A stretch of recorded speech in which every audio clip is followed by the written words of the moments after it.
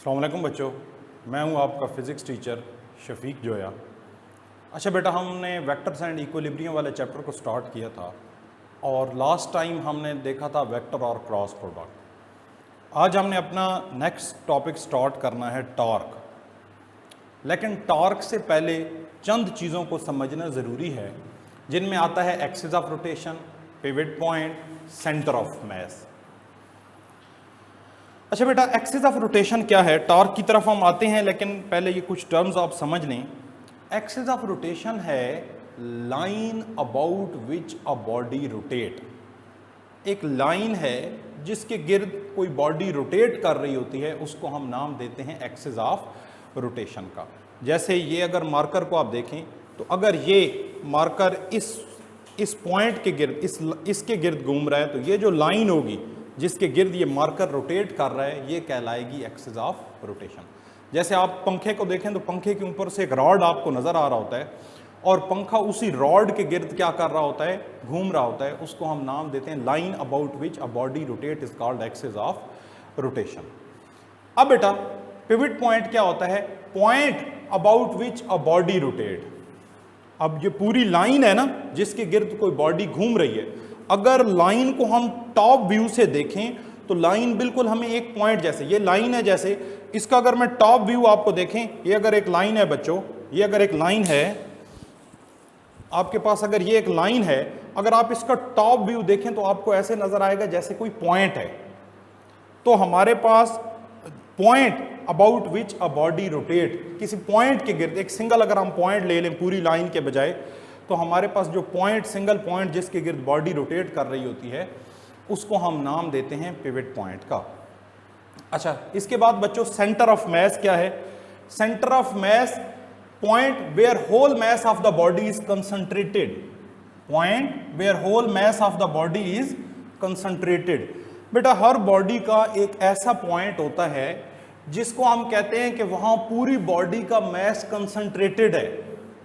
पूरी बॉडी का मास क्या है? कंसंट्रेटेड है, इकट्ठा है, बिल्कुल उस सारी बॉडी का। अगर हम उस सिंगल पॉइंट पर फोर्स लगाएंगे तो बॉडी ऐसे बिहेव करेगी, ऐसे अपना रवैया शो करेगी जैसे पूरी बॉडी पर फोर्स लग रहा है। अब बच्चे, जैसे ये हमारे पास एक बॉक्स है, एक क्यूबिकल बॉक्स है, अगर मैं इस पर फोर्स लगाता हूं बेटा, ये हमारे पास होगा इसका सेंटर ऑफ मास। तो अगर ये आपको ये जो सेंटर में पॉइंट नजर आ रहा है, जिसको चले मैं यूं शो कर देता हूं आपको, ये जो सेंटर में ये जो पॉइंट नजर आ रहा है, ये बेसिकली है इसका सेंटर ऑफ मास। तो अब जब हम इस पॉइंट पर फोर्स लगाएंगे कि हमारी फोर्स इसी पॉइंट से गुजर रही हो, तो आप देखें बॉडी कैसे बिहेव कर रही है। बॉडी ऐसे बिहेव कर रही है जैसे पूरी बॉडी पर धक्का लग रहा हो, हर पार्टिकल पर धक्का लग रहा हो। देखें, पूरी बॉडी का एक जैसा मोशन है, स्ट्रेट लाइन में पूरी बॉडी मूव कर रही है। तो ये जो पॉइंट होगा जिस पर पूरी बॉडी का मास कंसंट्रेटेड होगा, हम कहेंगे कि इस पॉइंट पर पूरी बॉडी का मास इकट्ठा है, यहां से धक्का दूं तो पूरी बॉडी एक जैसी हरकत करेगी। ये पॉइंट कहलाता है सेंटर ऑफ मास। अच्छा बच्चों, आपने एक बात नोट की है कि जब हम फोर्स लगाते हैं सेंटर ऑफ मास पर, कि ये सेंटर ऑफ मास पर मैंने फोर्स लगाई, तो आप देखें कि बॉडी किस तरह मूव कर रही है।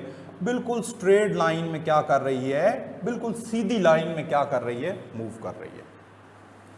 अब अगर हम इस सेंटर ऑफ मास के अलावा, ये सेंटर ऑफ मास है, इसके अलावा अगर किसी और पॉइंट पर फोर्स लगाएं, पहले हमारी फोर्स देखें कहां लग रही है, सेंटर ऑफ मास पर लग रही थी, तो सीधी लाइन में।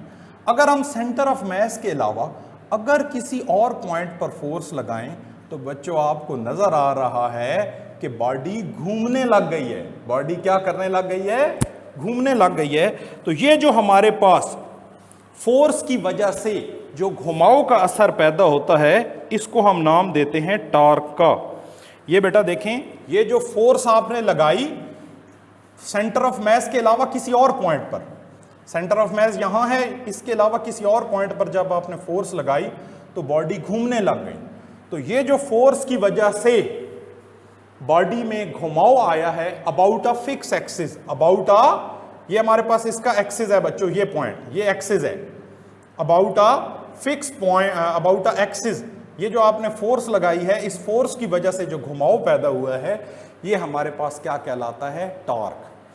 तो टॉर्क क्या है बच्चों? टॉर्क हमारे पास है turning effect of force produced in a body about an axis of rotation, कि एक एक्सिस ऑफ रोटेशन के गिर्द, एक एक्सिस ऑफ रोटेशन के गिर्द, ये हमारे पास लेट से एक्सिस ऑफ रोटेशन है, ये लाइन एक्सिस ऑफ रोटेशन है, तो इसके गिर्द जो फोर्स की वजह से ये क्या पैदा हो रहा है? घुमाव। तो जो फोर्स की वजह से घुमाव पैदा होता है, इसको हम नाम देते हैं टॉर्क का। अच्छा बेटा, अब हम देखते हैं कि टॉर्क डिपेंड किस चीज पर करता है। देखें बेटा, इसको हम समझने के लिए एक लेते हैं स्पैनर। ये हमारे पास स्पैनर है जिसको हमने एक नट के ऊपर लगाया हुआ है।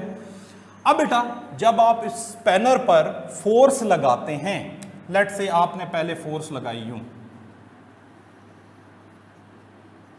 ये फोर्स लगाई आपने।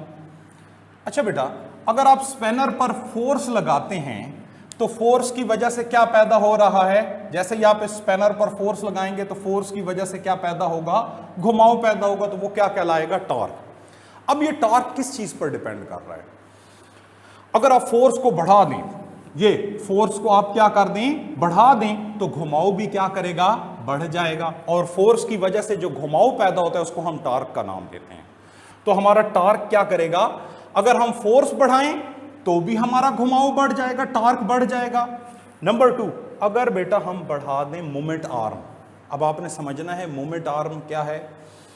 बेटा, ये हमारा है एक्सिस ऑफ, ये पॉइंट है जिसके गिर्द हमने रोटेशन पैदा कर रहे हैं ना, तो ये हमारी एक्सिस ऑफ रोटेशन है। ये लाइन है जिसके गिर्द हम ये क्या पैदा कर रहे हैं? घुमाव। यहां हमारा स्पैनर इस नट पर लगा हुआ है ना, तो इसी के गिर्द ये स्पैनर घूमेगा।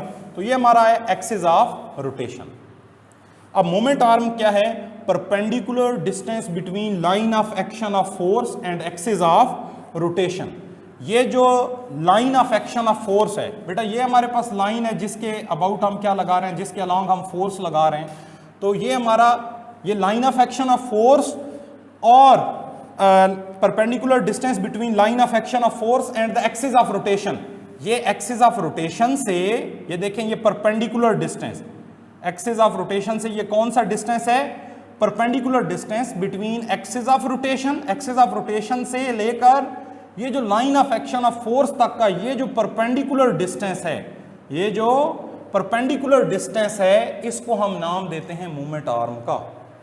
तो हमारा टॉर्क डिपेंड करता है मूवमेंट आर्म पर भी। क्या मतलब बच्चों?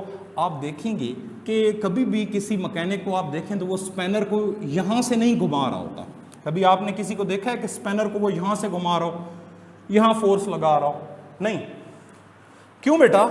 अगर यहां हमने यहां से घुमाव पैदा करना है ना, तो हमें ज्यादा फोर्स लगानी पड़ेगी, बड़ी मुश्किल से घुमाव पैदा होगा। तो जितना हमारा ये फासला हम बढ़ाते हैं एक्सिस ऑफ रोटेशन से, ये जो परपेंडिकुलर डिस्टेंस जितना ज्यादा हम करते हैं, हमारे पास घुमाव भी उतना ज्यादा आता है। इसका मतलब है कि टॉर्क हमारा डिपेंड करता है किस चीज पर? बेटा, ये जो एक्सिस ऑफ रोटेशन से लेकर, ये हमारा axis of rotation, axis of rotation से लेकर ये जो line of action of force तक का ये परपेंडिकुलर डिस्टेंस है, इसको हम नाम देते हैं मोमेंट आर्म का। तो मोमेंट आर्म ज्यादा होगी तो भी हमारे पास घुमाव क्या होगा? ज्यादा होगा। बेटा, आपने अक्सर रोड पर देखा होगा कि जब ट्रक के पहिए को खोला जाता है तो उसके लिए जो स्पैनर लगाया जाता है वो बड़ा लंबा सा लगाया जाता है। तो उस लंबा स्पैनर लगाने की वजह क्या होती है कि जितना आपका वो स्पैनर लंबा होगा, जितना आपके स्पैनर की लेंथ ज़्यादा होगी, उतना आपके लिए घुमाव पैदा करना, टॉर्क पैदा करना क्या हो जाएगा? आसान हो जाएगा। तो हमारे पास टॉर्क फिर बेटा दो चीज़ों पर डिपेंड कर रहे हैं, फोर्स और मोमेंट आर्म पर, कि आप फोर्स बढ़ा दें तो घुमाव बढ़ा, मोमेंट आर्म बढ़ा दें तो घुमाव बढ़ा। अच्छा बेटा, एक और चीज भी देखें कि हमारे पास टॉर्क एक और पैरामीटर पर भी डिपेंड कर रहा है।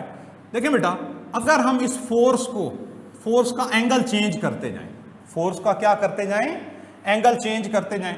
लेट से बेटा मैं फोर्स इस एंगल के बजाय यहां लगा देता हूं, फोर्स F अगर हम इस फोर्स के बजाय, अब फोर्स अगर हम यहां लगा दें तो क्या कोई घुमाव पैदा होगा? बेटा आप इस स्पैनर को यूं खींच रहे हैं, घुमाओ तो आपने यूं पैदा करना है, यूं खींचें या स्पैनर को यूं धकेलें। बेटा ये कोई टॉर्क, ये देखें ये नट है, आप स्पैनर को यूं खींच रहे हैं, तो इसकी वजह से कोई टॉर्क, कोई घुमाव पैदा नहीं होगा।